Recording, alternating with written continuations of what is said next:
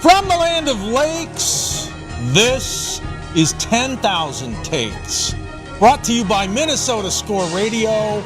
Wally and Eric back for yet another week. Hey, yet another month. Yes. As we try to avoid a June swoon. Oh, boy. With this show. We got to start out hot and fast because we're getting close to the middle of the MLB season, which we'll get into a little bit later. But as always, Sasquatch dominating the news headlines. The Minnesota Vikings the other day. Oh, boy. Finally got an actual football guy into the facility down there in Eagan, TCO Performance Center.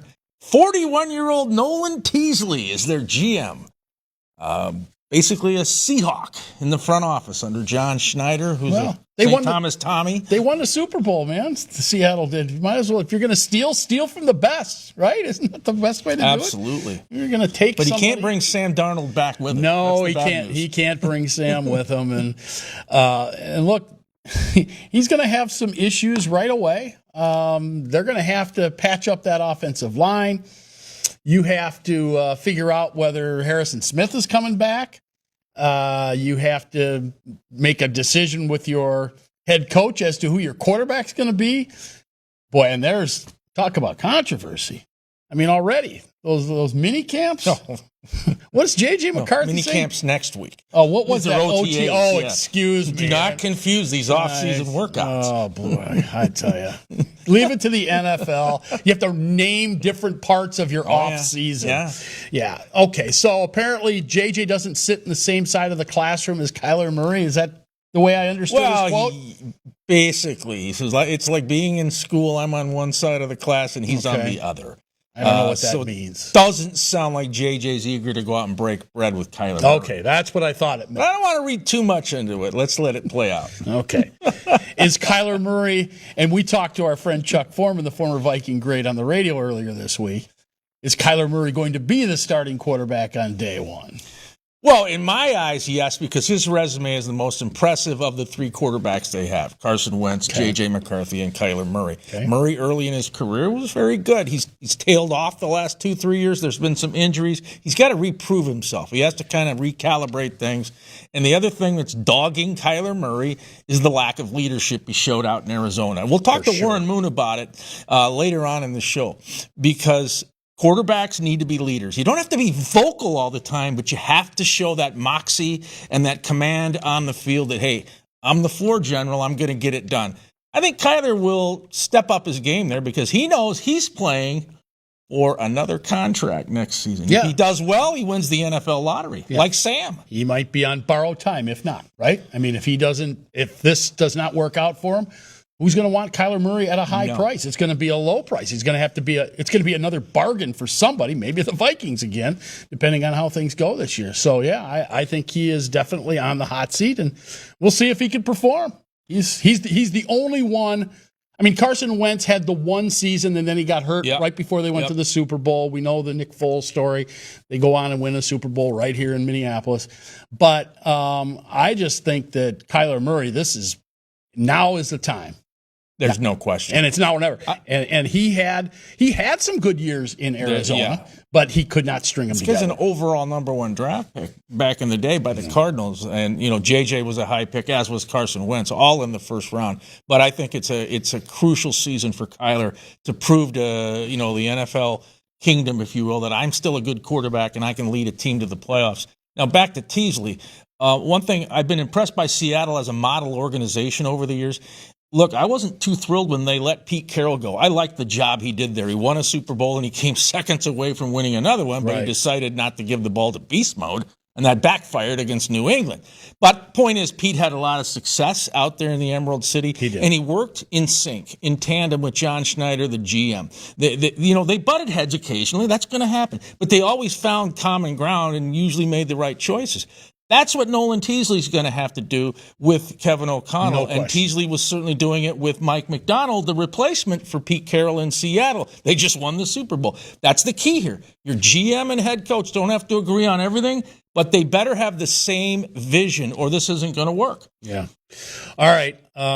Before we continue on, we should probably talk a little bit of baseball. Your Minnesota Twins, man, I tell you, last weekend in Pittsburgh wasn't very good for them. The injury list is getting long and distinguished now that Bailey Ober is on there.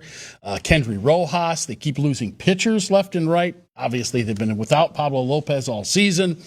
They really have no more starters on that roster. They're trying to make some moves outside of the roster to try and bring somebody in, but man alive, it has been a rough go for your Minnesota Twins. Yeah, the road trip wasn't very good. They're back home now, Chicago White Sox, Kansas City. Can they, they're right in the middle of the pack. Can they move up the elevator and make a run at your Cleveland Guardians, maybe get past the Chicago White Sox? I don't know.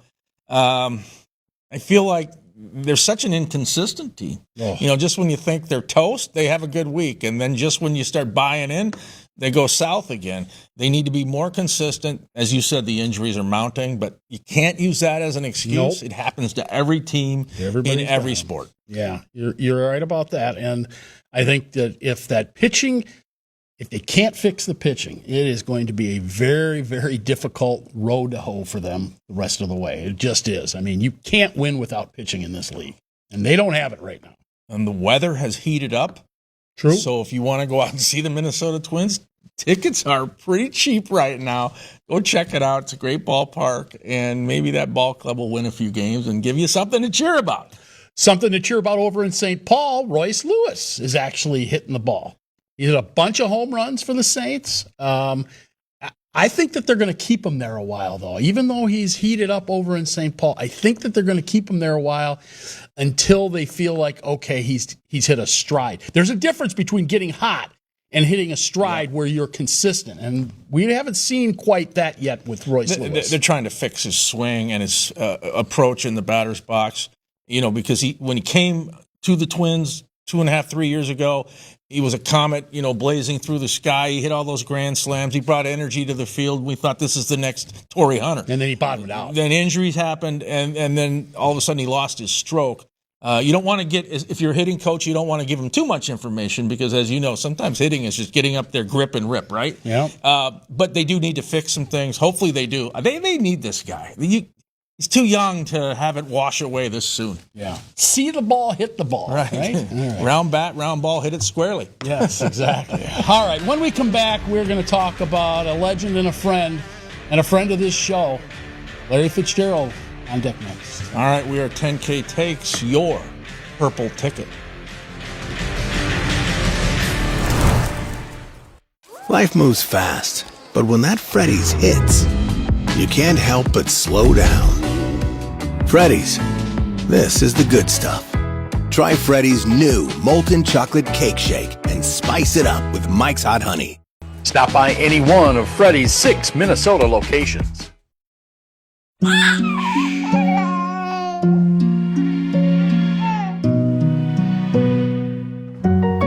Seeing clearly matters. Being seen matters more. Nobody cares for eyes more than Pearl. Let your adventure begin in Lakeville, Minnesota. We have over 90 places to grab a bite to eat, and we're close to the Mall of America, Valley Fair, and the Minnesota Zoo, plus hotel packages and great rates. Visit Lakeville. We're serious about fun all year round. Welcome back. Minnesota scores 10,000 takes. And about 30 years ago, you introduced me to a guy who I didn't know very much about back at the time, and learned a lot in a big hurry because he certainly would let you know what he thought about whatever it was, particularly in the world of sports. Of course, I'm talking about Larry Fitzgerald Sr., broadcaster, columnist here in the Twin Cities Metro, originally from Chicago. And then, we just built a friendship over the years, I, and him. At the shot you see over my shoulder there, we made many trips together to Lambeau Field along with our friend Gary Tonziger.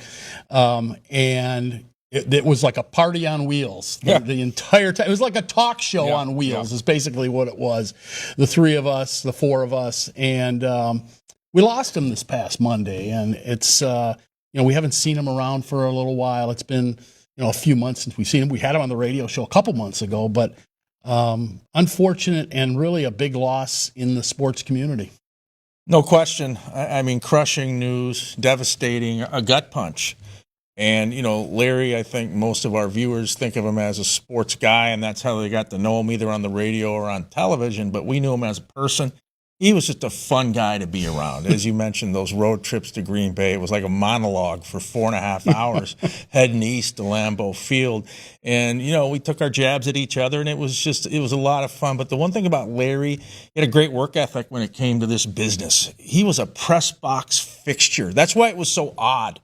Second half of the Viking season that we saw in 2025/26, and then you move into the Timberwolves and the Wild, and now the Twins and the Gopher football, and there's no Larry, and you just got used to seeing him there. That's where we broke bread. That's where we had a lot of our great debates, if you will. And I got to know him when we were together at KFAN, and that was really we were treated like garbage. We really were, and Larry said a lot of it was racial, and I believe him. And that's a horrible memory for me, how they treated us at KFAN. But out of the rubble and the ashes sprouted a friendship with Larry Fitzgerald. And like you said, I introduced him to you. He's met a lot of my other friends. And let's not forget, a tremendous father. Not just because Larry Jr.'s going to the Hall of Fame, but just as a person. And Marcus, the other sibling, a great guy, and his late wife, Carol, and now Shari. I just want to say a fabulous family. Yeah, and Larry Jr. is a great example of what how Larry Sr. Was with his kids, and he what a model player he was in the National Football League, and just a model person Larry Jr. is, and it's a result of the parents he had, Carol and Larry Fitzgerald. I don't think there's any question about that, and just a huge loss, and I have some fun memories. Of course, he was always ribbing me about my Cleveland teams. And somehow a guy who's a White Sox fan his whole life all of a sudden became a Cubs fan in 2016 when they're beating Cleveland in the World Series. And, of course, he wouldn't let me forget that.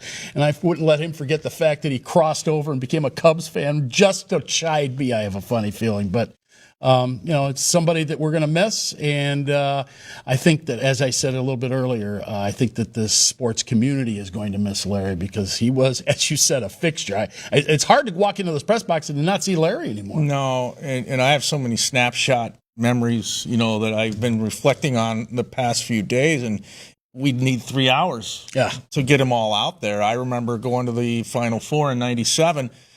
The Gophers were actually there, folks, but the NCAA airbrushed it after all the academic fraud and all that. But it actually did happen.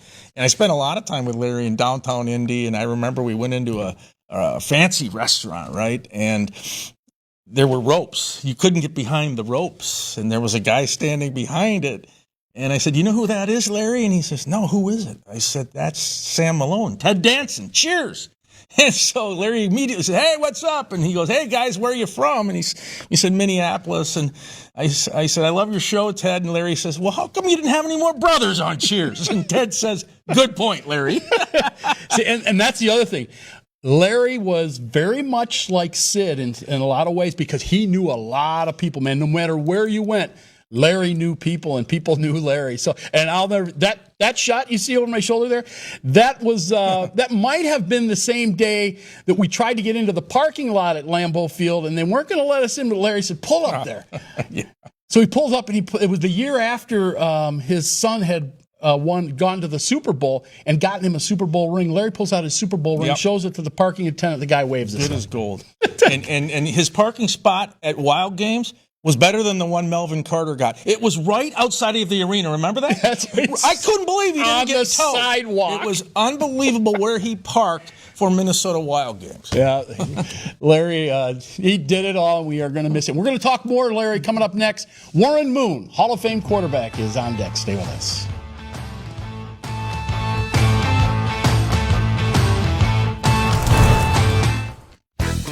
Get in the game at St. Croix Casinos in Turtle Lake, Danbury, and Hertel, Wisconsin, your local destination for sports betting. Check out our sportsbook at St. Croix Casinos. From football and soccer to hockey and UFC, you can join the non-stop action. You'll find plenty of options to bet on with our cutting-edge Play Sports kiosks, whether placing live or prop wagers before tuning into the game. That's the book at Turtle Lake, the Red Zone at Danbury, and our sports betting kiosk at Hertel. Find your fortune at St. Croix Casinos. In Lakeville, Minnesota, dozens of meeting venues are ready to host your next corporate event, banquet, and holiday party. Lakeville has unique conference facilities, a variety of hotels, an abundance of team-building options, and dining that are sure to impress. For suggestions that suit your needs, please call the Lakeville Convention and Visitors Bureau at 952-469-2020 or go to visitlakeville.org. Lakeville, we mean business. Life moves pretty fast, but not at Freddy's. When that first bite hits, you can't help but slow down. The secret to quality time is just quality and time. That's Freddy's.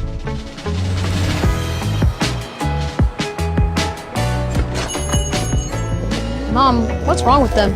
That's called quality time. Don't stare. Stop by any one of Freddy's 6 Minnesota locations.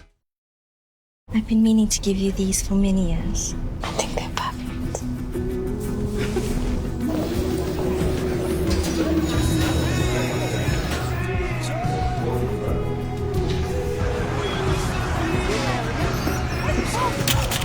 Maya?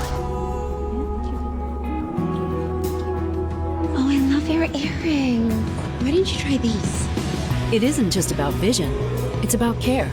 Nobody cares for eyes more than Pearl.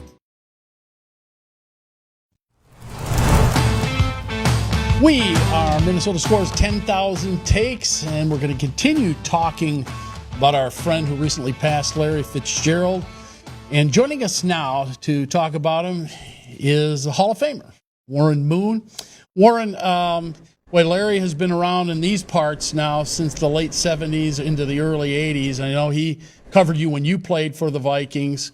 Eric and I have been sharing the press box with him for about 30-plus years now. What are some of your memories of Larry Sr. as first as a journalist and then as a friend?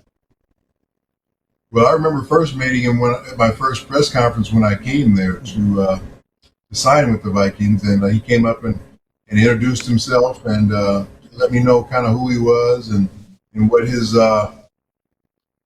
purpose was in the community and that type of thing. And I quickly found out exactly who he was after that, because he had a presence about him, and he made sure that everybody knew kind of who he was and what he had to say. And he was excited to have me in town, basically, because I'm an African American quarterback, and he hadn't seen many of those in Minneapolis over the course of the time that he was living there. So he was excited about that fact, and I know him and Dennis Green had a very close relationship. They had a radio show together on KMOJ, and he was a reporter and did journalist work for the Minneapolis Spokesman. So I knew he was prominent in the community, and really developed a relationship with him over those 3 years that I was in Minneapolis.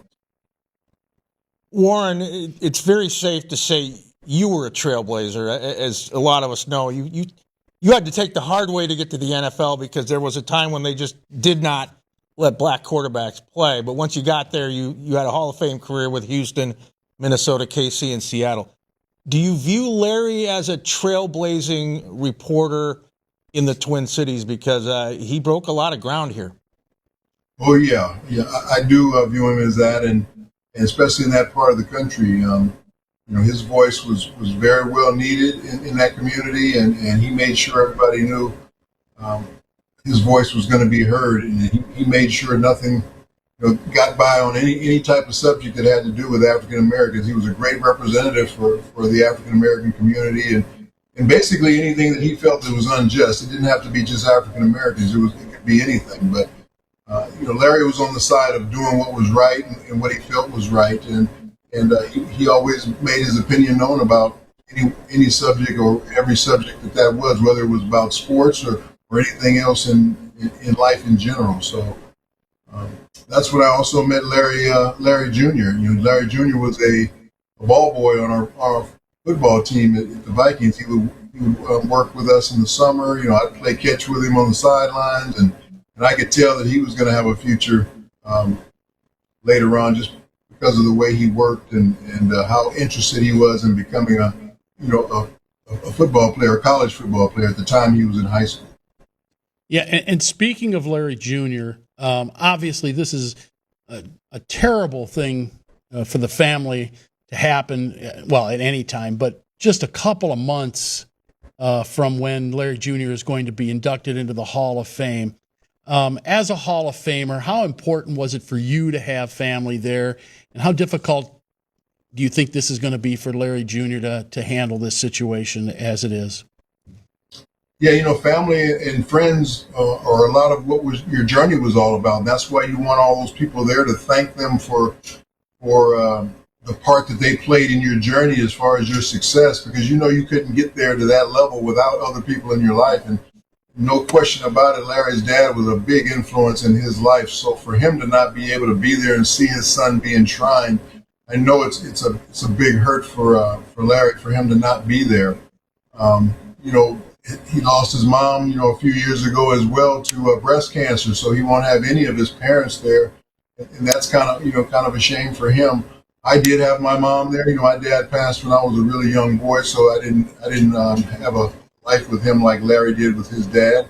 But having his family there is going to be one of the most important parts of that weekend, and like I said, having his dad and his mom not being there, I'm sure it's going to be an empty spot in his heart as far as what he's going to go through that weekend. I'm sure it's going to be very emotional for him as he goes through the different ceremonies, whether it's the gold jacket ceremony when he's given his gold jacket, or whether it's the enshrinement ceremony where he gives his speech and has his bust. I think all those things are going to be very difficult for him to go through because he doesn't have his parents there with him who played such a big part in his life growing up.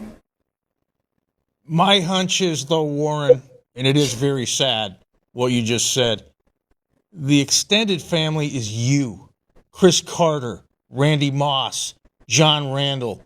They're all going to be there. I know you. You're going to put your arm around him. You're going to prop him up. You guys are going to do that. Well, we all are. There's no question about it. He'll have his Viking support, no question about it. And he'll have, his other family, his brothers, his other cousins and nieces and nephews and whoever else. He's got a young son that's at Notre Dame playing college football right now. So he'll have people there that are in his life, that have played a role in his life, that have been supportive of him throughout his career.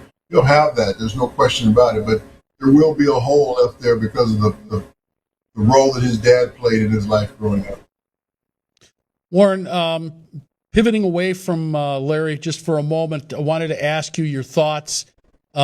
First of all, on the quarterback room that the Minnesota Vikings now have going into this season, how do you see it? And if you had to make a prediction right now, who do you think is going to be the starting quarterback on opening day for the Vikings? Wentz, McCarthy, Murray? What do you see? Well, if you listen to JJ, as far as it not being awkward, I think it's totally the opposite. I think it sounds like it's a little awkward in that room by the way he described it, as far as, Tyler's sitting on one side of the room, I'm on the other side of the room, and it's the coach's job to coach us and teach us. And I don't even know where that came from. First of all, the rooms that you're in as quarterbacks are very, very small. So it's not like it's a big room where you're on one side and you're on the other side. You're pretty close together in pretty close quarters. And I'm sure JJ has his feelings about Kyler even being there, because he feels like he should be the guy that they should be focused on, and he should be the starter going into the season. But the Vikings felt different, and they brought in competition. So that competition happens to be Kyler Murray, and Carson Wentz is there as well, who did a nice job for them when he filled in last year. I think Kyler Murray is going to be the guy when it's all said and done. But I think the Vikings would like it to be J.J. McCarthy.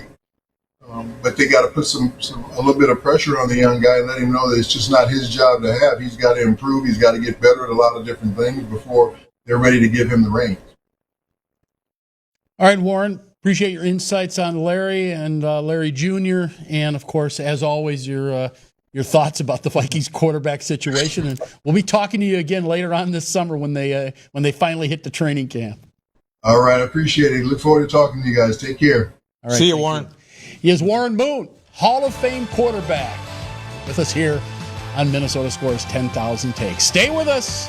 Takes of the Day coming up next. We are 10,000. Seeing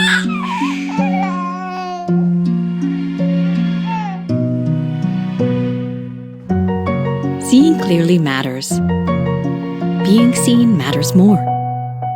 Nobody cares for eyes more than Pearl. Get in the game at St. Croix Casinos in Turtle Lake, Danbury, and Hertel, Wisconsin, your local destination for sports betting. Check out our sportsbook at St. Croix Casinos. From football and soccer to hockey and UFC, you can join the non-stop action. You'll find plenty of options to bet on with our cutting-edge Play Sports kiosks, whether placing live or prop wagers before tuning into the game. That's the book at Turtle Lake, the Red Zone at Danbury, and our sports betting kiosk at Hertel. Find your fortune at St. Croix Casinos. Hey, get your sports fix.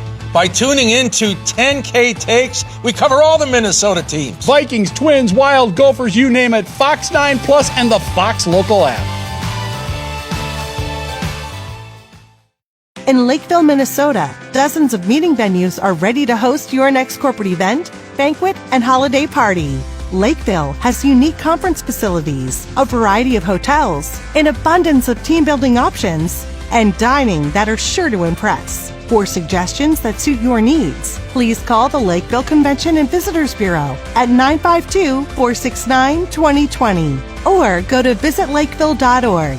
Lakeville, we mean business. 10K Takes on television as we wrap up yet another episode. Big shout out to the viewers in the Twin Ports, Twin Cities, Med City. They want to know what your mood is. Angry, cranky, grumpy, happy. What is it this week? Well, you mentioned the Minnesota Vikings a little bit earlier in the show, actually a few times in today's show.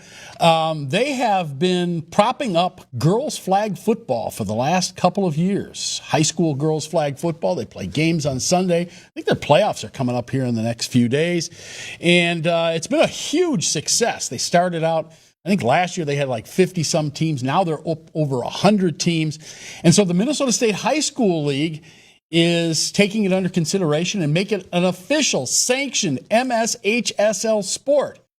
Well, good luck with that. They had their meeting this past week, and they have decided to table it until the fall so they can get more input. What more input do you need? As I said, up over 100 teams. That's 100 different schools from around the state now playing girls flag football. You guys dragged your feet on a shot clock when everybody else in the nation had a basketball shot clock. You dragged your feet on the boys volleyball, making that a varsity sport. You finally got that taken care of, and it's a huge success. What are you waiting for? You don't need any more input. I'll give you the input. Do it now. It's going to be a college championship sport pretty soon. It's going to be in the 2028 Olympics. What are you waiting for? Get it done. Girls flag football needs to be a varsity sport now. All right, Mood Meter says, Grumpy Guardian. Yeah. Wow. Yeah. How about that? Feet dragging again. All right, well, I'm going to lighten the mood up. I'm actually going to compliment NBC's Sunday Night Baseball. Wait a minute. You remember a few weeks ago when they debuted with it, Cleveland at Atlanta, and it was a forest fire of a broadcast. 4 voices, and all they did was break down every pitch, which I find to be about as boring as you can get when it comes to a broadcast. It is. Well, NBC has changed their MO a little bit. I've watched a couple of these Sunday night games, including the one the other night, Chicago Cubs at St. Louis, one of the great MLB rivalries. And it was Jason Benetti play-by-play, Jim Deshaies, Albert Pujols, Anthony Rizzo. So they still have 4 voices. I think that's too many cooks in the kitchen. It is. Personally. But they are not dwelling on every pitch. It's not micro-analysis of sliders, sweepers, curveballs, knuckleballs, fastballs, two-seamers, you name it. They're telling stories. They're mixing in humor. They are. And Jason Benetti's doing a good job of setting up the respective color analysts he's paired with. So NBC, you're doing a much better job on Sunday Night Baseball. And keep it up. Don't go back to this micro-analysis of every pitch. For sure. All right, we're going to say goodbye. Thanks for tuning us in. We are 10K Takes, your sports ticket.